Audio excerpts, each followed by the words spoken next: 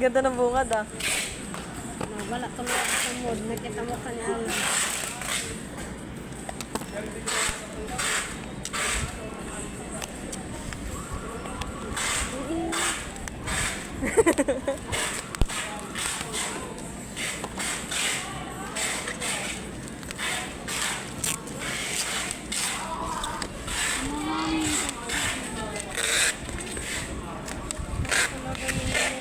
Nang. Try mo kayo magpa-check up. May malaman ako. Or mag-ano ka na lang, magtubig ka lang ng magtubig. Huwag ka nang mag... Bakit Coke nagpapacheck? muna. Baka may UTI ito, masakit daw yung ganito niya eh. Pagiliran mo, Day? Buko ka lang. Ganyan yung akin eh, nung nagka-UTI ako eh. Huwag mo na paabutin ito sa ano, ano ka ng dugo. Ganun nangyari sa akin dati. Umihi ako ng dugo. Kasi yung dugo talaga. Alam mo yung feeling na parang may regla. Kasi may buo-buong dugo. Pero masakit siya. Ginawa ko, buko lang ako ng buko. Tapos, ang nangyari, pinag-antibiotics na ako ng doktor. Kasi mag-ano ba? Ano? Kasi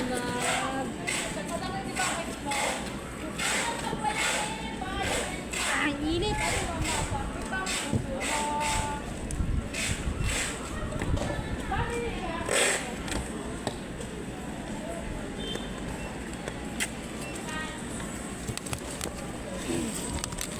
Ubus na.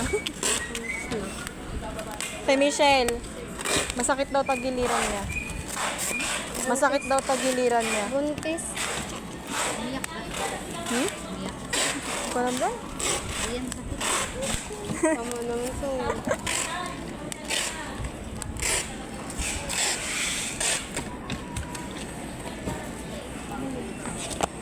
Dati naging okay naman yung nakaka-UTI ako. Tapos inom ako ng buko. Buko lang. Ay, buko. Yung every morning ko talaga iniinom yung buko. Tapos, nawala eh. May history ka na pala ng UTI mo. Oo, pangatlo ng ano ngayon. Ang tignan mo. Ano, may suka na pala. Sakit kaya yun. Pero masakit siya ngayon. Lalo na pag naihi. Tapos maihi ka ng ihi. Hindi ko alam kay Rick, kung nasaan. Baka nakaloob. Tapos nung ano, yung dati yung nagtatapos ko lang na okay na. Tapos yung pangalawa ano niya, niresetahan na ako ng gamot. Antibiotics. Tapos yung mamahalin na gamot na ano, Pang pain reliever. Yan na. yung mga ganyan. Tapos nanalo. Mahal nga. Amoxicillin. Yung mga ganyan. Ang laki pa naman antibiotics nun. Oo. Di ba? Yung ganyan yung tablet niya. Pag ni-UTI parang sobrang sakit pag umiihi. Tapos parang kang kinikiliti pero masakit. Grabe talaga. Si Rika, alam ko nagpanalamog si Rika. Si Pia yun kanina. Hindi, meron din siya lalamog. Yung inaayos niya kay Ma'am Joy kanina. Ah. Baka okay na. Di ba? Meron. Wala siyang lalamog.